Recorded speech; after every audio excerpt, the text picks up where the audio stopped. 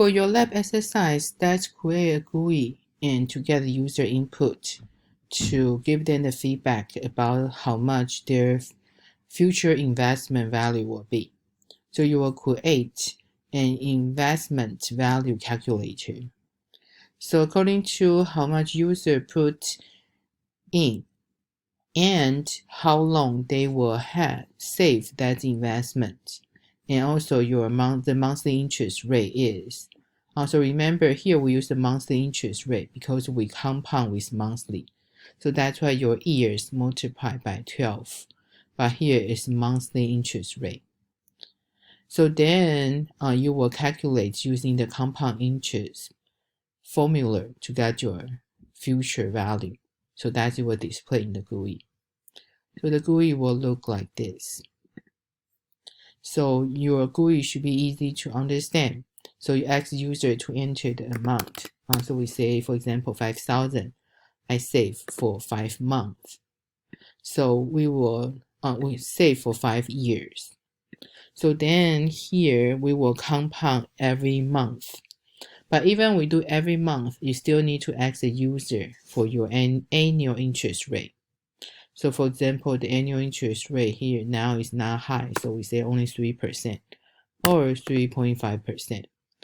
So then you need to disable the future value because this value is not came from user input. So user will be easy to understand when they try to type but nothing show. This one is they don't need input. So after we press the calculation, so you will display your future value. So all the currency we need to display in the 2 decimal place.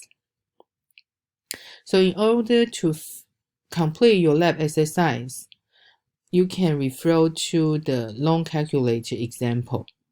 So this example actually I show you in the handout.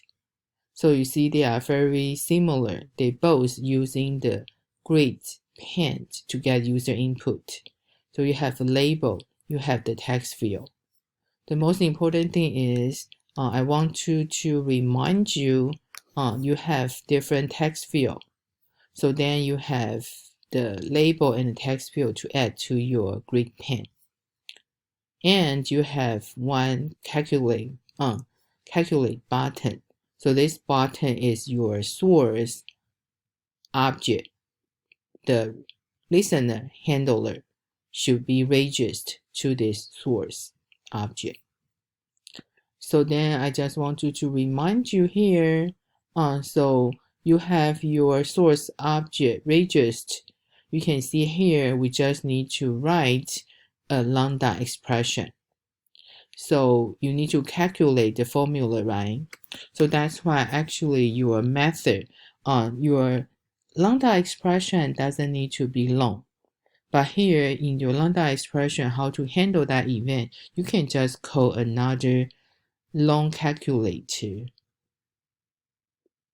So this one is loan payment method.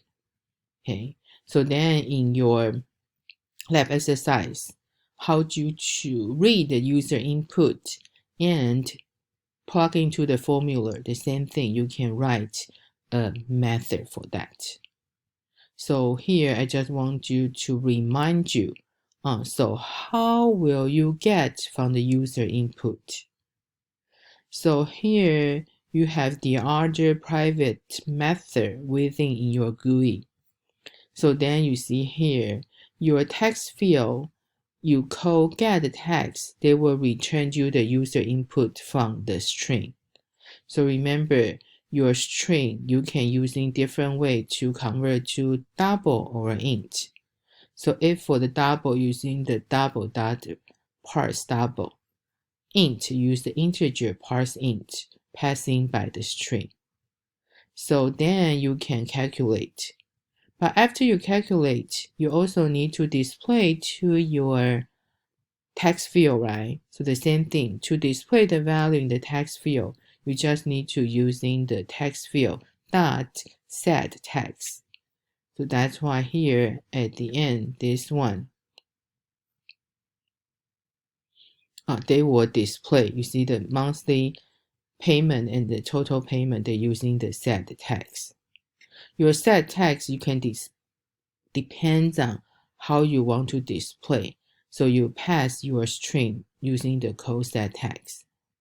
So since the total payment and the month payment, for our example, they both are currency. So that's why you need to use the string format to make there are 2 decimal places. So you can download this example from the Module 11 demo file. So this one is for you to refer to that to help you to complete your lab exercise 11.